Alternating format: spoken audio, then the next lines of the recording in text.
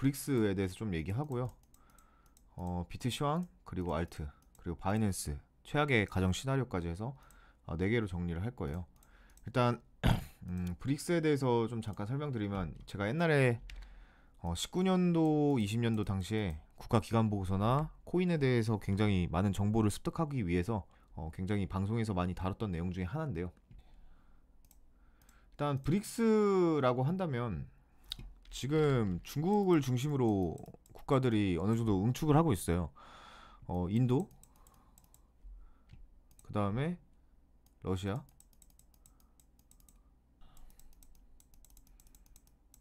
아프리카,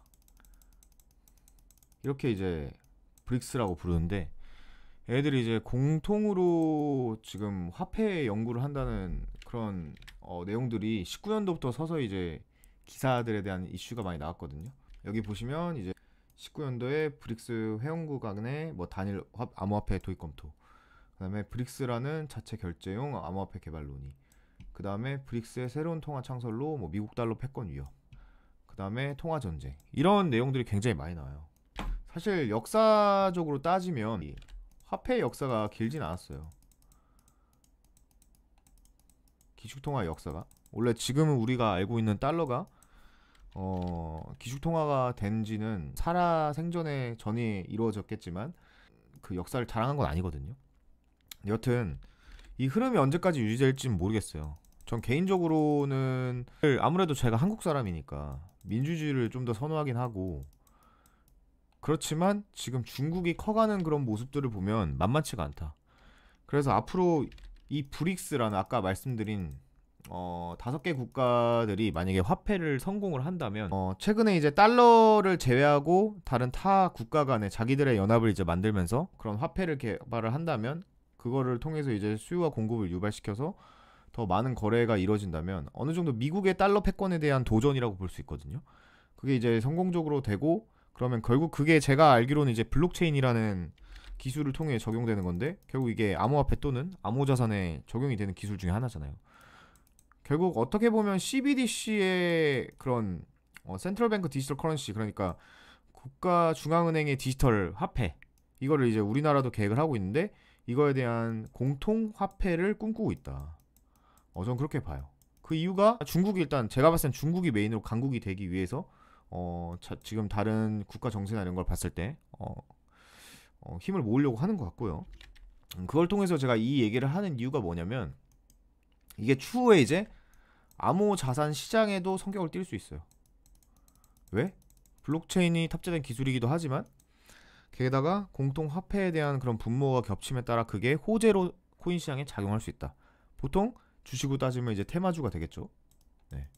그래서 이거를 앞에 잠깐 짧게 설명드리고, 제 생각에는 앞으로 중국의 그런 영향력이 향후 한 20년에서 30년 이후에는 좀 강해질 수 있다는 생각이 들고 있습니다. 중국의 영향력이 점점 커지고 있거든요.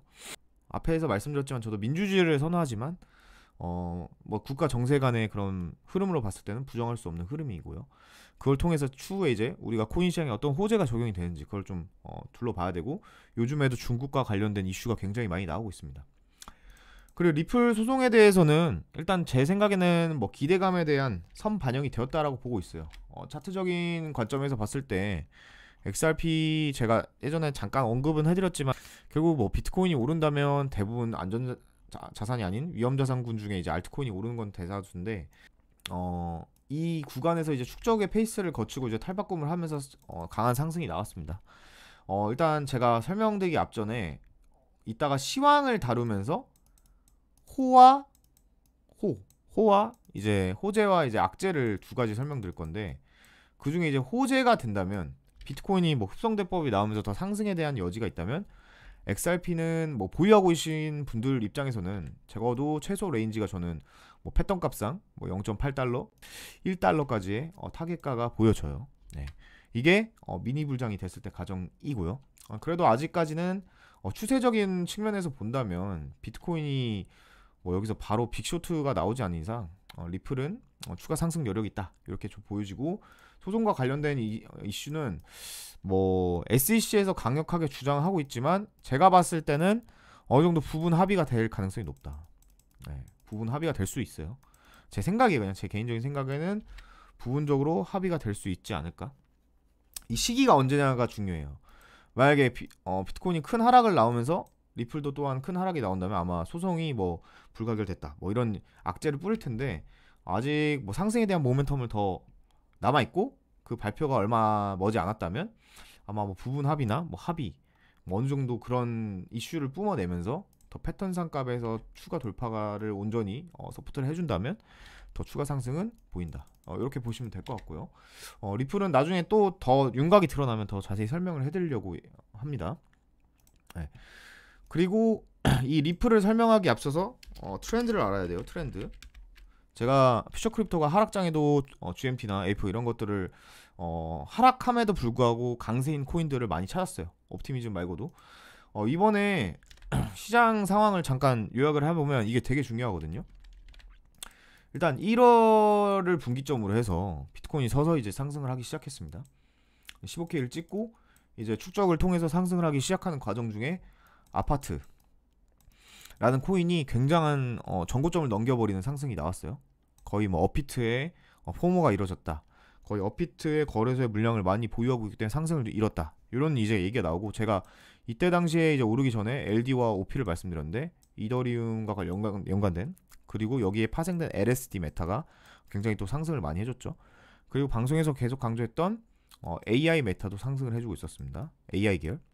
이렇게 핵심이 돼서 알트코인들이 주력해서 상승했고, 나머지 이제 9메이저였던 메타는 큰 상승을 하지 않았어요. 오히려 이더리움이나 지금 리플은 올랐지만 리플이나 에이다나 뭐 그런 과거에 있던 9메이저가 오르지 않았다.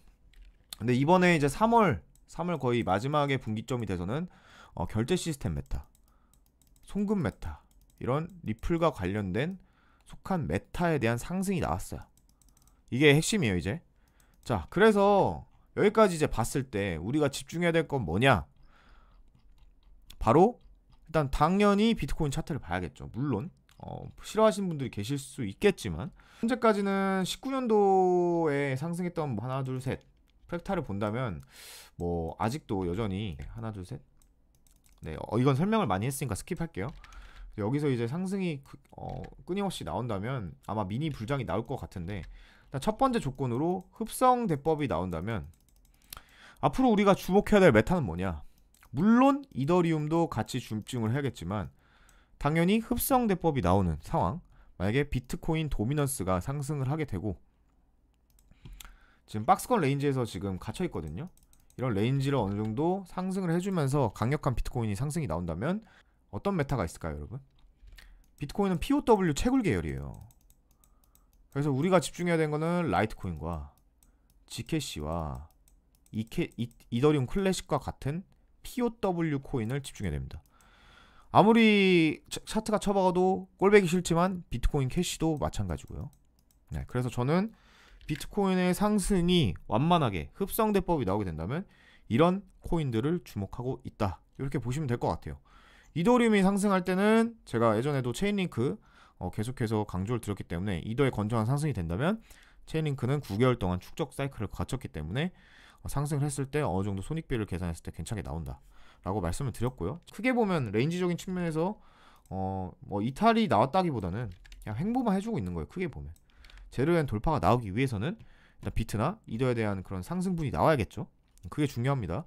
라이트코인 같은 경우에는 지금 반감기가 얼마 안 남았어요. 혹시 아시는 분들 계시면 한번 1번 눌러주시고요. 안다, 모른다 2번. 제가 이 메타를 설명을 드렸는데 이 메타의 트렌드를 캐치하는 거는 굉장히 어려워요. 아, 이게 왜 오르지? 이게 어떤 호재가 있을지? 이렇게 생각을 하지 말고, 앞으로에 대한, 제가 항상 얘기하는 게 상승장도 중요하지만 어차피 무지성 매수한 불장 다 먹여줘요. 하락장에 어떤 스트럭처가 이루어지는지 우리가 집중을 해야 돼요. 이 시장의 구조에 대해서.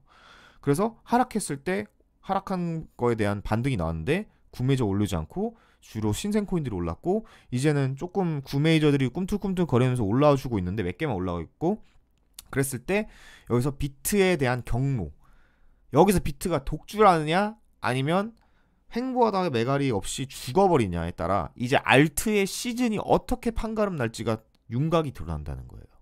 목차 중에 지금 이제 비트 시황을 언급을 하고 알트는 먼저 3번은 살짝 언급을 해드렸고 시황에 대해서 먼저 브리핑을 들어가겠습니다.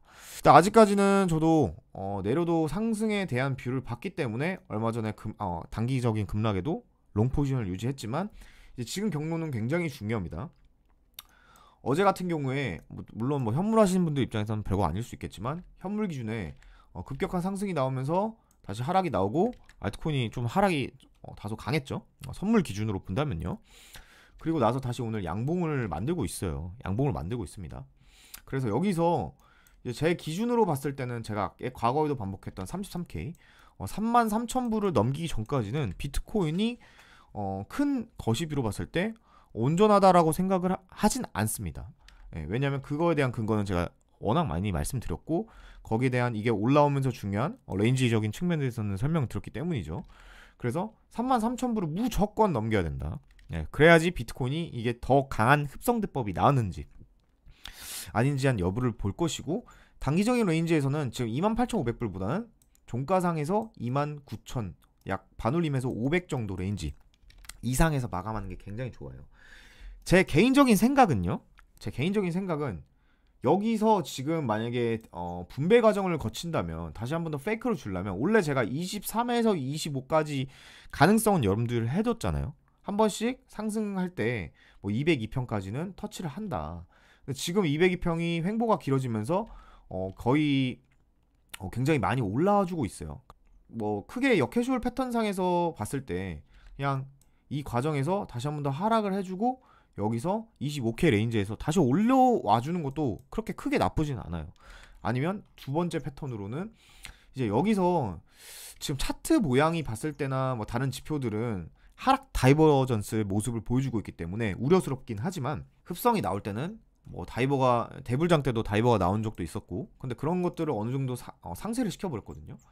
게다가 거래량이 없다라고 사람들이 대부분 말하죠. 이번 상승은 바이낸스 차트를 보더라도 이 19년도에 상승했을 때 이때 저는 이때랑 위치가 비슷하다고 보고 있어요. 이 당시에 이제 바이낸스 상에서도 물론 여기서 올라온 건 많았어요. 근데 이때도 이렇게 장대 양봉이 쏟기 전에 올라가기 전에도 거래량이 크게 없었어요. 고래들이 이런 거래량을 통해서 눈속임을 줬고 최근에도 이제 보시면 의미 없이 거래량이 별로 있지도 않은데 상승을 하고 있어요. 거래량이 항상 모든 걸 뒷받침해 주는 건 아니거든요. 제 개인적인 생각은 그냥 솔직한 마음은 여기서 이런 식으로 가는 것보다는 그냥 제 생각은 지금 얘가 장대 양봉이 나오기 전에 만약에 흡성대법이 아직 남아있다면 이런 식으로 커브를 그리면서 페이크를 주면서 이렇게 갈 거다 이렇게 보고 있거든요 저는. 그래서 패턴 값상은 원래 38에서 40K가 적정 레인지고 33K를 뚫어낸다면요 가장 19년도에 유사한 비율대로 올라간다면 저는 48에서 50K 이상까지를 바라보고 있습니다. 그래서 첫 번째 비트코인이 추가적인 상승을 강하게 한다면 랠리를 한다면 일단 알트코인에 대한 POW를 저는 집중을 할 거고요. 여기가 이제 중요한 게 27 내지 32에서 매물대가 굉장히 강력한데 제가 33을 못 넘기면 얘가 여기서 1, 2, 3, 4, 5파 이렇게 저점을 갱신해도 이상하지 않다 했어요. 하지만 넘겨버린다면 저점 갱신할 확률은 굉장히 희박해진다. 이렇게 됐을 때 이게 고점이라면 어떤 상황이 될까? 두 가지를 열어둬야 돼요. 첫 번째, 흡성이 터질 때 우리가 리서치할 수 있는 알트 그리고 뭐 아비트럼이나 이런 거는 당연히 상승장이 추가적으로 지속되면 더 상승 여지가 남아있겠죠. 신생코인들은. 두 번째, 여기서 비트코인이 결국 33,000불 못 넘기는데 꾸역꾸역 올린 척 하다가 결국 죽어버린다면 결국 이 과정 속에서 지금 오늘 단기적으로 봤을 때 도미넌스가 아까 올랐지만 잠깐 내리면서 이더리움 도미넌스가 갑자기 상승을 했어요. 비트코인은 약간 하락폭이 생각보다 컸는데 이더리움 도미넌스가 양봉을 만들어주면서 이더리움이 어느 정도 레인지를 지켰다. 매물대를 결국 뚫지 못하는 상황에서 이더 도미넌스가 올라가고 비트 도미가 내려가는 와중에 어느 정도 시가총액이 유지를 해준다. 급격한 하락이 나오지 않는다면 알트 시즌이 올 거예요. 근데 문제는 뭐냐? 그럼 비트코인은 고점과 고점을 못 높이고 이더리움이 추가 상승을 한다면 그건 결국 이 전체 시장에 대한 고점에 대한 윤곽이 나왔다는 거예요. 그럼 우리는 이제 알트에 대한 상승 시즌이 그렇게 길진 않을 거예요, 랠리가. 그럼 그 다음 하락을 준비해야 됩니다. 하락을. 그래서 제일 중요한 건 1번 퓨처 크립토가 강조했던 흡성 대법이 나오는 게 알트코인을 보유하신 분들 입장에서는 더 좋아요. 더 좋습니다. 근데 2번 비트코인이 결국 매물대 못 넘기고 죽는데 막 횡보를 하면서 천천히 막 내려가는데 고점 못 넘기고, 이더리움은 고점을 막 갱신하면서 막 다른 알트코인도 막 쏘고 있다. 그럼 이제 비트코인은 거의 고점이 나왔다. 33,000불을 못 넘기고 매물대 갇히다가 급격한 하락이 진행되면 이것에 대한 악재를 생각할 수가 있어요. 최악의 경우까지 생각을 하는데 바이낸스 악재가 터질 거예요. 만약 그렇게 되면 저는 이 가능성을, 호흡을 길게 가져가기 때문에 크게 보거든요. 덩어리로. 어떤 악재가 터지냐, 유명하고 그런 건 알지만 바이낸스의 본사는 케이맨 제도예요. 케이맨 제도. 세계 1위 거래소인 바이낸스도 케이맨 제도라는 데 있는데, 이거 의미심장해요. 왜 이런 데를 했을까? 세계 1위 거래소가 여기다가 본사에 대한 주소를 놨다? 좀 이상하죠? 거기다가 추가로 보면 뭐 추정 확실한 것도 아니에요. 근데 바이비트 본사를 보면 싱가포르예요. 싱가포르. 그리고 뭐 MEXC, 예를 들면 해외 거래소 기준, 이것도 원래 보면 이거 찾아보면 나오는데 싱가포르거든요. 그러니까 세계 1위 거래소에 대한 본사에 대한 주소에 대한 명확함, 그런 게 뭐 더 조사를 해봐야겠지만 애매모호하다. 결국 FTX는 세계 2위 거래소였는데 하루아침에 무너졌잖아요. 그런 것처럼 여기서 결국 하락, 이게 4파고 5파에 대한 저점 갱신이 나온다면 바이낸스가, 거래소가 FTX 꼴이 날 수도 있다고 저는 생각을 해요. TA적인 관점에서 차트를 본다면 그 예시로 차트가 비슷하죠. 이 모양, 쉐이프를 봤을 때, 뭐 완전 똑같을 수는 없겠지만 여기서 하락장에 거의 99% 적용됐던 디센딩 트라이앵글 패턴을 완벽하게 이탈하면서 강력한 하락이 나왔어요. 근데 이것도 마찬가지로 결국 추세를 못 넘긴 상태에서 이 하단을 깨잖아요. 결국 내려오면서. 그러면 만약에 비트코인이 진짜 33K 못 넘기고 결국 32K 매물대 갇히다가 저갱하면서 강력한 하락이 나오면 BNB는 당연히 죽어버리면서 거의 여기까지 내리면서 바이낸스에 대한 악재뿐만 아니라 생태계에 대한 건정성의 논란으로 바이낸스가 굉장히 위험해질 수 있다. 저는 이번 상승장이 나오더라도 강력하게, 또는 1번, 2번 하락장이, 그 제가 말씀드린 시나리오가 나오거나 1번이 되건 그거에 미리 대비하기에 선물 거래소를 좀 분산했습니다. 뭐 바이비트, MEXC, 뭐 바이낸스, 이렇게 메이저 위주의 거래소를 이제 분산해놓고 혹시 모르잖아요. 에 대한 설명을 해줬는데 이게 이제 이어질 거예요. 자, 여기서 이제 상승을 강하게 하면 항상 뭐 라코나 이런 애들 따라가지만 비트 흡성이 더 남아있다면 네오나 이런 것도 올라가요. 네오. 이들의 영향력이 커지면 이들이 가지고 있는 그런 국가의 코인 중에 대장주가 나올 텐데 그게 또 많이 가겠죠.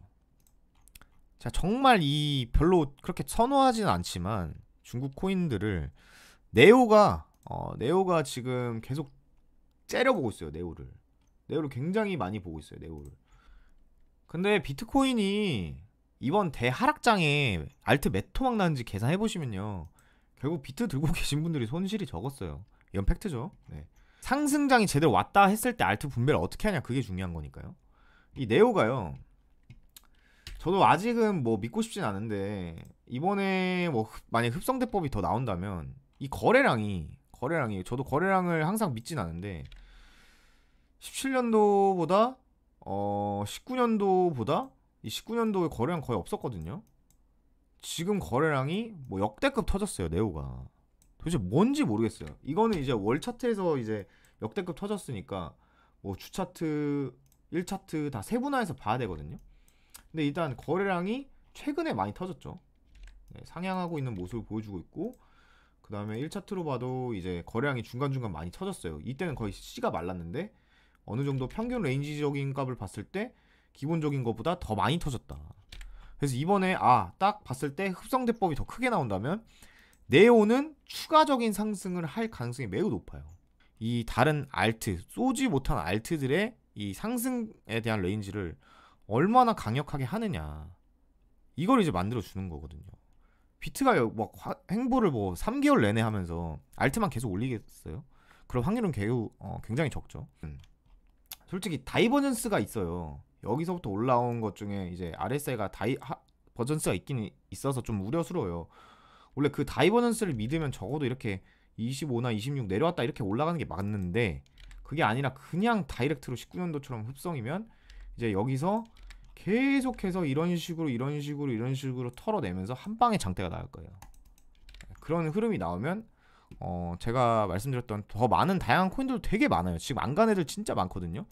뭐 코티도 있고, 에이다도 뭐 레인지적으로 보면 더 가야 되는 건 사실 맞거든요. 에이다, 뭐 코티, 뭐, 뭐 이번에 상장했던 뭐 TLM도 어떻게 될지 모르겠고, 뭐 앵커도 그러면 이더리움 힘을 받아서 좀 더 갈 수 있는 화력을 보여줄 거고, 뭐 엔트도 마찬가지고, 엔트는 근데 그렇게 막 선호하진 않는데 에이프도 어느 정도 소폭 상승세를 보여줄 가능성이 있고, 그냥 되게 많아요. 그냥 아톰도 마찬가지다. 아톰도 지금 관심이 거의 없잖아요. 네, 아톰도. 그 다음에 뭐 아발란체도 어느 정도 상승의 여력. 엑시도 많이 내렸으니까. 그 BAT는 이제 중국 계열이죠. BK, 네, BK도 POW 계열인데 힘이 너무 없었어요. 그 다음에 뭐 트론 가면 또 뭐 BTT가 좀 그렇고, C98, 네, 얘도 지금 차트가 나빠 보이진 않는데, 뭐 케이크, BNB 오르면 케이크, 셀로 최근에 이제 많이 갔죠. 셀러가 많이 갔고, 뭐 얘는 이제 모르겠는데, 얘는 원래는 상승 남아있으면 저도 더 올리거나 아니면 이 U자형으로 이렇게 올릴 가능성이 높아요. 얘는 그래서 저는 개인적으로 뭐 숏이나 막 너무 많이 올라서 그런 거 바라보고 있진 않고, 뭐 CHR, 뭐 칠리즈도 보고는 있지만 이미 한 번 크게 오른 적이 있어서 얼마나 단계를 진행할지는 잘 모르겠고요. 그냥 되게 많아요. 대시도 별로 좋아하진 않는데 가능성은 있고, 도지 제가 계속 주목하고 있다라고 말씀드렸던 게, 이제 BNB랑 뭐 블루버드 지수 오르면 파랑새 말씀드리면서, 도지는 이제 긴 기간 동안에 어떻게 보면 비트가 상승력이 더 남아있다면 어큐뮬레이션, 그러니까 축적의 존을 거치고 있다, 이렇게 볼 수 있고, 도지도 원래 세게 가면 한 0.1달러 정도 레인지는 보여요. 0.1, 0.12, 강하게 가면 상승폭에 대한 레인지가 어느 정도 가능성은 있어요. 도지도. 마스크 제가 그때 말씀드리고 거의 100% 쌌죠. 이미 엄청 쌌어요. 2불 때 후반 말씀드리고 나서 거의 2배 넘게 쌌는데, 얘는 지금 딱 그냥 보면 그냥 대략 그려보면 그냥 어센딩이에요. 그래서 그냥 이렇게 막 내리는 게 아니라 뭐 결국에는 이런 식으로 비비면 한 번 더 갈 거예요. 얘는 마스크는. 그리고 어피 남아 있다면 집중을 계속 하고 있는 코인 중에 하나고요. 틱도 뭐 어느 정도는 오를 것 같고, 되게 많아요. 뭐 MKR, 뭐 그 다음에 이번에 흡성 나오면 네오랑 뭐 이런 애들 있잖아요. 오미세고도 그때 옛날에 먼저 올랐거든요. 뭐 그런 여러 가지 종목들이 눈에 보이고 있어요. 퀀텀도 최근에 이 미친 무빙을 보여주긴 했지만, 얘는 이제 네오랑 조금 약간 반박자 느리게 가거나 먼저 빨리 가거든요. 퀀텀은. 근데 얘는 그렇게 막 언급을 하고 싶진 않고, RSR도 한번 이렇게 찌르고 올라왔는데 다시 눌렸기 때문에 얘도 가능성 있는 것 중에 하나고, 시바이누도 아마 그 도지가 가게 되면, 지금 사실 요 근래 이런 꼬리를 제외하고는 뭐 크게 큰 무빙이 없었어요. 결국 레인지적으로는 갇혀서 있는데, 시바도 그럼 가능성이 있을 것 같고, 솔라나는 이제 이더의 프랙탈 제가 말씀드린 거 그대로 가고, 비트가 만약에 뭐 40K 뭐 크게 가면 거의 뭐 30불대 내지 뭐 50불 사이의 레인지까지 잡혀버리고요. 스토리지도 얘가 가끔 미친놈이거든요. 얘가 비트로 보면 막 꼬리 남기면서 이렇게 막 상승하는데, 얘도 이제 계속 보고 있어요. 얘도 비트 오르면 딱 올라갈 가능성이 높은 차트랄까. 스와이프는 너무 많이 올랐고요. 스와이프는 걔 미쳤죠 그냥. 요즘 지갑 메타, 그 다음에 송금 메타, 리플 이런 게 좀 많이 올렸어요. 트렌드가. 세타도 많이 죽었는데, 세타도 이제 비트 흡성 나오면서 뭐 중국 자본 좀 돌면 얘는 올렸던 폭 대비해서 하락폭이 너무 깊기 때문에 반등도 어느 정도 세게 나올 가능성은 있는 차트긴 합니다. 네. 그냥 거의 너무 많이 쳐박아서 얘도 솔직히 뭐 나중에 하락해도 그냥 얘는 뭐 하락해도 관심을. 리플이 예전에도 이렇게 막 미친놈처럼 간 적이 있거든요. 불장 때 한번 갔고 19년도에도 갑자기 막 오르고 스웰 때 뭐 준비해가지고 또 갑자기 오르고 뭐 여러 가지 상황이 있는데 얘는 일단 시체가 저항이 너무 많아서 이번에 얘에 대한 그런 퍼포먼스가 대중이나 고래가 생각하기에 어느 정도 받아들여지는지 따라서 좀 달라질 것 같아요. 저는 그냥 이거 딱 봤을 때 뭐 더블 바텀 상에서 그 목표값을 말씀드린 것도 있고 아니면 여기서 역캐셜로 올려드렸을 때는 거의 레인지가 거의 0.8로 잡혀서 그런 거고 이렇게 크게 보면 여기까지 이렇게 올리고 나서 돌파를 하면 여기서 한 번 더 가거든요. 그래서 이제 1달러를 말씀드린 거예요. 그래서 리플은 이제 진짜 중요한 이유가 결국 비트가 횡보해서 여기서 머물다 죽어버리면서 이더가 오르면 고점이 나와버리는 거니까 오히려 리플러들이나 뭐 다른 알트를 가지고 계신 분들 입장에서는 당연히 일단 비트가 흡성이 나와주는 게 조금 더 건전한 상승에 대한 랠리를 할 수 있다. 전 이번 상승자는 뭐 얘가 여기서 갑자기 이렇게 갈 거라고 생각하기보다는 적당한 큰 뭔가 비트를 기준으로 다른 알트에 대한 트렌드를 분석하고 지금 순환 펌핑이 돌지 않은 알트나 트렌드를 탄 알트를 준비를 해서 잘 마무리하자. 그래서 6월 전에 아니면 6월까지 비트코인이 만약에 크게 상승하면 저는 고점이 나올 가능성이 높다. 단 알트가 뭐 얼마나 미친 듯이 가는지에 따라는 거는 별로 생각을 하고 있진 않지만 선물러 입장에선 많이 가겠지만 뭐 현물러 입장에선 그렇게 막 대부장만큼 이렇게 막 다이렉트로 오르긴 어려워 보여요. 왜냐면 하락폭이 마이너스 99% 떨어졌어요. 대부분 마이너스 98% 떨어지고 여기서 바닥을 이런 식으로 매집하고 바로 이렇게 간다. 2년 만에. 그건 한번 올렸다가 크게 죽고 나서 한 번 더 강하게 그냥 랠리를 이어가는 게 저는 맞을 거라고 생각을 하거든요. 네. 그거에 대한 또 딱 그 상황이 맞는 시점이 금리를 지금 인상하고 있다는 거고요. 5월에 동결했으면 좋겠어요. 전 동결 가능성 높게 아직도 보는데 그건 이제 5월 FOMC 가까워질 때쯤 생각을 해보겠습니다. 님, 네 반갑습니다. 5,000 후원 감사해요. 네 얼굴이 안 보여가지고 뭐 어떻게 못하지만 감사합니다. 네 열심히 할게요. 네.